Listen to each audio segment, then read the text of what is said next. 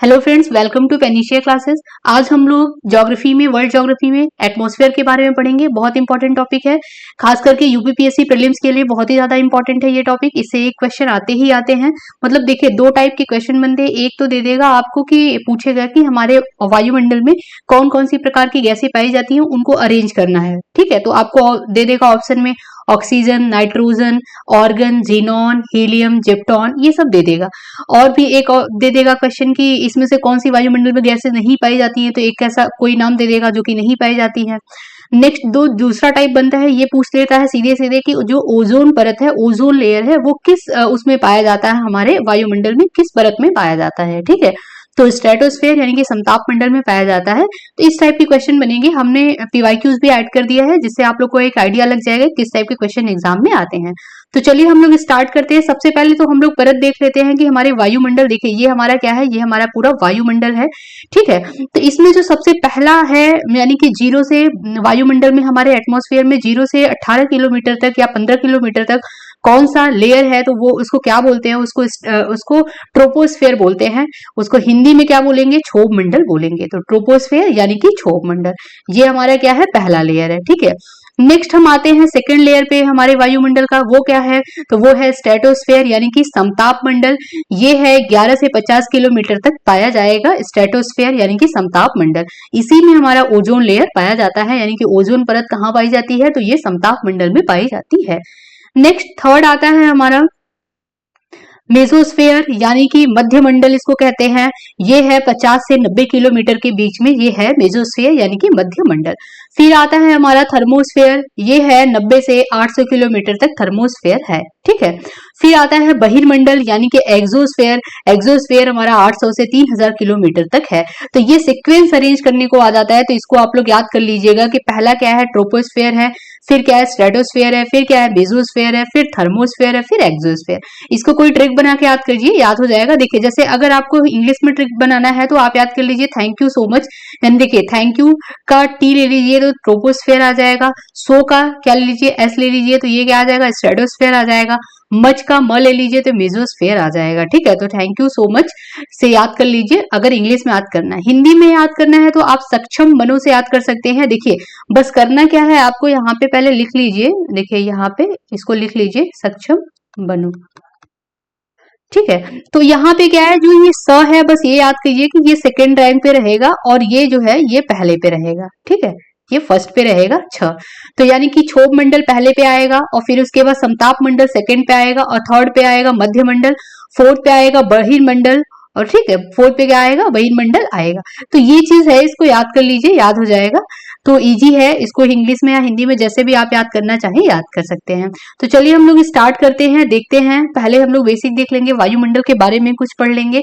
तो वायुमंडल विभिन्न प्रकार की गैसों का एक क्या है, यांत्रिक मिश्रण है वायुमंडल। इसमें कौन कौन सी गैसें पाई जाती हैं, तो इसमें जैसे ऑक्सीजन है, नाइट्रोजन है, ऑर्गन है, नियॉन है, क्रिप्टॉन है, हीलियम है, हाइड्रोजन, ये सब गैसें पाई जाती हैं। जेनॉन लगभग 99% जो भाग है गैसों का, वो किसका मिश्रण मिला के करेंगे हम, तो देखो नाइट्रोजन और ऑक्सीजन लगभग 99% पाए जाते हैं, और जो बचा 1% उसमें पाए जाएंगे carbon dioxide, argon, neon, krypton, helium, hydrogen तथा जेनॉन। तो ये सम्मिलित है। ठीक है, तो ये वाली स्लाइड बहुत इंपॉर्टेंट है, इससे एग्जाम में क्वेश्चन आता है, तो इसको याद कर लीजिएगा, बहुत ज्यादा इंपॉर्टेंट है ये।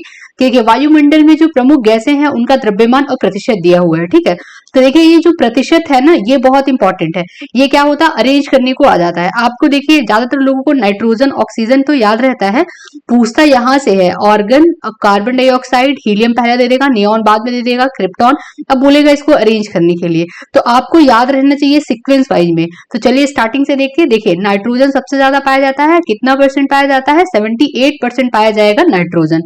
सेकंड नंबर पे ये क्या है, हमारा पहला नंबर है नाइट्रोजन है। सेकंड नंबर पे हमारा क्या पाया जाएगा, ऑक्सीजन। ऑक्सीजन कितना, लगभग देखिए इसको हम लोग पढ़ते 21%, क्यों, क्योंकि 20.947% है, यानी कि लगभग 21% इसको मान लेंगे। तो नाइट्रोजन कितना है, 78% है, और ऑक्सीजन कितना है, 21% है। फिर आता है थर्ड नंबर पे हमारा क्या आएगा, थर्ड नंबर पे ऑर्गन आएगा। ऑर्गन कितना है, तो ऑर्गन जो है वो 0.9% याद कर लीजिए, बस ऑर्गन 0.9%, ठीक है। फिर कार्बन डाइऑक्साइड 0.04% याद कर लीजिए, और नियॉन जो है वो 0.001% याद कर लीजिए, 0.001%। हीलियम कितना है? 0.0005%। क्रिप्टॉन 0.001% और हाइड्रोजन 0.0005%, और जेनॉन जो है वो सबसे लीस्ट गैस है। तो देखिए याद क्या करना है आपको, पूरे नंबर ये नहीं याद हो पाएंगे, लेकिन आपको ये अरेंज करने के लिए आता है, तो इसको आपको याद करना है। तो देखिए सबसे पहला नाइट्रोजन है, दूसरा ऑक्सीजन है, तीसरा ऑर्गन है, चौथे नंबर पे क्या है? कार्बन डाइऑक्साइड है। फिर उसके बाद क्या आ जाएगा? नियॉन आ जाएगा। पांचवें नंबर पे नियॉन 0.001% है। फिर हीलियम आता है, हीलियम कितना है? 0.005% है। क्रिप्टॉन कितना है? 0.001% है। क्योंकि कभी कभी क्या देता है, क्रिप्टॉन कितना पाया जाता है ये नंबर ही दे देता है यूपीवीसीएस, तो याद करना पड़ेगा इसको, आप लोग 2-3 बार याद कीजिए, याद हो जाएगा। हाइड्रोजन, हाइड्रोजन कितना है? और फिर जेनॉन। अब देखिए यहाँ पे ये भी याद कर लीजिएगा कि इतनी ही गैसें वायुमंडल में पाई जाती है, और भी अदर गैसें अगर दे देगा और पूछेगा कि कौन सी गैस वायुमंडल में नहीं पाई जाती, तो आपको अगर ये याद है तो आप क्या करेंगे? एलिमिनेट कर लेंगे और आंसर लगा देंगे, ठीक है। तो इसको बार बार पढ़िए, ये याद हो जाएगा, ये बहुत इंपॉर्टेंट है एग्जाम के पॉइंट ऑफ व्यू से। अब देखिए यहाँ पे वायुमंडल की संरचना हिंदी में भी डिटेल में बता दिया गया है कि वायुमंडल कैसे कैसे बना। तो देखिए जो वायुमंडल की सबसे पहली परत होती है वो क्षोभ मंडल होती है। यहाँ पे देख पा रहे होंगे आप लोग, ये है हमारा, ये जो पहली परत है ये क्या है? हमारा क्षोभ मंडल है, ठीक है। ये हमारी पृथ्वी है, पृथ्वी पे जो पहली वायुमंडल में पहली परत है उसको क्या बोलेंगे? ये क्षोभ मंडल है, ठीक है। क्षोभ मंडल कितने से कितना है? तो देखिए यहाँ पे क्या है, 15 किलोमीटर के ऊंचाई के साथ है ये, ठीक है। और देखिए ऊंचाई के साथ तापमान जो है वो घटता रहता है। ये भी पूछ लेता है क्वेश्चन कि अगर नीचे से इंसान पोलर की तरफ बढ़ रहा है, ठीक है, तो वो ऊंचाई की तरफ बढ़ रहा है, तो तापमान में क्या होगा? इंक्रीज होगा कि डिक्रीज होगा? तो तापमान जो है वो डिक्रीज होगा, यानी कि घटेगा। ऊंचाई के साथ तापमान घटता रहता है, ठीक है। अब तो ये किसमें है? ये क्षोभ मंडल में बताया जा रहा है। तो क्षोभ मंडल, पृथ्वी कहाँ पे है? क्षोभ मंडल में स्थित है, ठीक है। तो पृथ्वी जब क्षोभ मंडल में स्थित है, यहाँ पे क्षोभ मंडल की बात हो रही है, यानी कि पृथ्वी की बात हो रही है, तो यहाँ पे हाइट के साथ तापमान क्या होगा? घटेगा। हाइट के साथ तापमान क्या होगा? घटेगा। देखिए माउंट एवरेस्ट शिखर ये सब दिखाया गया है यहाँ पे, ठीक है। नेक्स्ट हम लोग आते हैं, क्षोभ मंडल के बाद आता है हमारा समताप मंडल। अब देखिए जो समताप मंडल है इसमें क्या होता है, पहले तो इसका किलोमीटर देख लीजिए, तो ये 18 से 50 किलोमीटर के बीच में है समताप मंडल, ठीक है। अब यहाँ पे ऊंचाई के साथ तापमान क्या होगा? बढ़ेगा। ऊंचाई के साथ तापमान यहाँ पे क्या होता है? बढ़ता है। तो ये भी क्वेश्चन पूछ सकता है कि समताप मंडल में ऊंचाई के साथ तापमान घटता है कि तापमान बढ़ता है?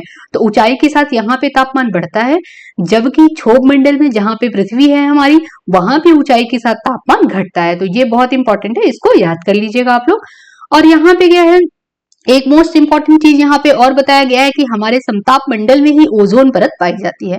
तो ओजोन परत कहाँ पाई जाती है? समताप मंडल में पाई जाती है। उल्काएं यहाँ पे पाई जाती है, मतलब उल्का पिंड यहीं पे पाया जाता है समताप मंडल में, ठीक है। अब ये याद ही कर लिया आप लोगों ने, 18 से 50 किलोमीटर के बीच में ये है समताप मंडल।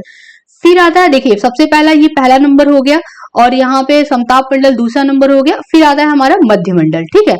तो मध्य मंडल जो है वो 80 से लेकर के कितना है, इस हम लोगों ने पढ़ा था 300 किलोमीटर तक रहेगा ये पूरा। अब यहाँ पे ऊंचाई के साथ तापमान घटता है, ठीक है। अब देखिए ये इवन ऑड का गेम चल रहा है, आप याद देखिए यहाँ पे पहला जो है वो घट रहा है, फिर तीसरा घट रहा है, फिर उसके बाद क्या है और नहीं बताया गया। और देखिए यहाँ पे दूसरा बढ़ रहा है तो चौथा भी बढ़ रहा है। तो ये याद कर लीजिए कि जो ऑड नंबर है वो घटता है, इवन नंबर जो है वो क्या हो रहा है? बढ़ रहा है, ठीक है। इवन नंबर बढ़ रहा है, ऑड नंबर घट रहा है, ऐसे भी याद कर सकते हैं। ये एग्जाम में अगर आ जाए तो आप लोग कर लेंगे, ठीक है। तो जो मध्य मंडल आएगा, अब देखिए यहाँ पे क्या है, ये पहला क्षोभ मंडल, दूसरा समताप मंडल, तीसरा क्या है? मध्य मंडल। मध्य मंडल में जो तापमान है वो ऊंचाई के साथ क्या होगा? घटेगा, क्योंकि देखिए ये ऑड नंबर आ गया, तो हम लोगों ने याद किया ऑड नंबर पे तापमान घटेगा ऊंचाई के साथ, ठीक है। अब यहाँ पे जो टेम्परेचर है वो -100 डिग्री सेल्सियस तक चला जाता है, ठीक है, ये चीज दिया गया। मध्य मंडल में क्या पाया जाता है? उल्काएं मध्य मंडल में पाई जाती हैं, ठीक है। फिर आता है नेक्स्ट हमारा आयन मंडल। आयन मंडल क्या है? आयन मंडल में देखिए ऊंचाई के साथ तापमान यहाँ पे बढ़ेगा, ये 4th नंबर पे है, तो इवन आ गया, इवन में तापमान बढ़ेगा ऊंचाई के साथ। ठीक है। अब रेडियो तरंगों का परावर्तित जो होता है ये आयन मंडल में होता है। तो रेडियो तरंगों को परावर्तित करती हैं कौन से मंडल? तो ये आयन मंडल है। कहाँ परावर्तित करेंगी? तो ये पूरा कहाँ पे? क्षोभ मंडल में। आयन मंडल में जो रेडियो तरंग है वो परावर्तित होंगी क्षोभ मंडल में। तो ये चीज याद कर लीजिएगा और तापमान ऊंचाई के साथ यहाँ पे बढ़ता है। फिर नेक्स्ट लास्ट आता है हमारा जो मंडल वो बाह्य मंडल है। ठीक है, तो यहाँ पे जो तापमान है वो 1000 डिग्री सेल्सियस से भी अधिक होता है और 640 किलोमीटर का रेंज यहाँ पे बताया गया। तो आई होप आप लोग को समझ आया होगा। ये बहुत इंपॉर्टेंट है, आप लोग इसको बना लीजिएगा, एकदम बढ़िया से लिख लीजिएगा एक दो बार, और इवन ऑड का पूरा गेम देख के याद कर लीजिए कि जो इवन है वहां पे क्या होगा? ऊंचाई के साथ बढ़ेगा तापमान, और जो ऑड है वो ऊंचाई के साथ घटेगा तापमान। ठीक है, तो चलिए नेक्स्ट स्लाइड पे चलते हैं हम लोग। अब यहाँ पे भी वही बताया गया है। देखिए वायुमंडल की परतें यहाँ पे देखिए, क्षोभ मंडल 0 से 12 किलोमीटर या 15 किलोमीटर मोटा मोटा आप लोग मान के चलिए। फिर उसके बाद समताप मंडल आता है, फिर मध्य मंडल आएगा, फिर ताप मंडल, मतलब इसको क्या बोलेंगे, और उसके बाद बहिर्मंडल आएगा। देखिए यहाँ पे हम लोगों ने पढ़ा आयन मंडल इसको बोलते हैं, ताप मंडल को। देखिए आयन मंडल है तो वही चीज यहाँ पे लिखा गया है, ताप मंडल या आयन मंडल। ठीक है, तो ये वही चीज बताया गया है। तो आई होप आप लोग को क्लियर हो गया होगा। चलिए हम लोग कुछ इंपॉर्टेंट क्वेश्चन देख लेते हैं जिससे आप लोग को आइडिया लग जाएगा किस टाइप के क्वेश्चन इस टॉपिक से आ रहे हैं। ठीक है, तो चलिए देखते हैं वायुमंडल में सबसे अधिक कौन सी गैस का प्रतिशत है। तो अभी हम लोगों ने पढ़ा 78% क्या है हमारा? नाइट्रोजन है। फिर 21% लगभग कितना है? क्या है? ऑक्सीजन है। तो पूरा अरेंज करके मतलब हम लोग सीक्वेंस वाइज पूरा पढ़े हैं कितनी गैसेस हैं। नेक्स्ट क्वेश्चन है, निम्नलिखित में से कौन सी एक गैस वायुमंडल में स्थायी गैस है? तो इसमें से कौन सी वायुमंडल में स्थायी गैस है? तो कौन सी है? नाइट्रोजन गैस वायुमंडल में स्थायी गैस है। ठीक है, अब यहाँ पे ये जो क्वेश्चन है इसमें अरेंज करने को आ गया है। देखिए पृथ्वी के धरातल से ऊपर की ओर वायुमंडल के विभिन्न स्तर का अनुक्रम क्या है? तो देखिए धरातल से चलना है यानी कि नीचे से हमें ऊपर जाना है। ठीक है, हम लोगों ने पढ़ा था सबसे पहले नंबर पे क्या आएगा? हमारा क्षोभ मंडल आएगा। तो देखिए बी और डी तो अपने आप ही कट जाएगा क्योंकि पहले नंबर पे क्षोभ मंडल आएगा। फिर हम लोगों ने अगर हिंदी से याद किया था तो ये याद किया था सक्षम बनु। ठीक है, अब देखिए यहाँ पे एक चीज है कि इसको हम लोग को पहला मानना है और इसको दूसरा मानना है। ठीक है, तो पहला क्या है? क्षोभ मंडल है। फिर उसके बाद आएगा समताप मंडल। तो देखिए यहाँ पे समताप मंडल दोनों में है। ठीक है, फिर म मतलब कि मध्य मंडल आएगा। देखिए मध्य मंडल यहाँ पे है तो ये आंसर हमारा सही हो जाएगा। फिर उसके बाद आएगा आयन मंडल और उसके बाद लास्ट में आता है बहिर्मंडल। ठीक है, तो ये चीज ऑप्शन सी हमारा करेक्ट हो जाएगा। अब यहाँ पे वही चीज बताया गया है, देख लीजिए आप लोग कि देखिए यहाँ पे है। अब ये किलोमीटर पूरा बता दिया। समताप मंडल है, मध्य मंडल, आयन मंडल और बहिर्मंडल। समताप मंडल कितने से कितने बीच में है? 15 से 50 किलोमीटर के बीच में है। मध्य मंडल 50 से 80 किलोमीटर के बीच में है और 80 से 640 किलोमीटर आयन मंडल है। और बहिर्मंडल हमारा कितना है? 640 किलोमीटर से ऊपर तक है। तो ये बहुत इंपॉर्टेंट है, इसको पढ़ लीजिएगा। आई होप आप लोग को क्लियर हो गया होगा। कोई भी डाउट होगा तो आप प्लीज कमेंट बॉक्स में कमेंट कीजिएगा। अगर ये लेक्चर आप लोग को पसंद है तो लाइक एंड सब्सक्राइब करना ना भूलिए। Thank you so much.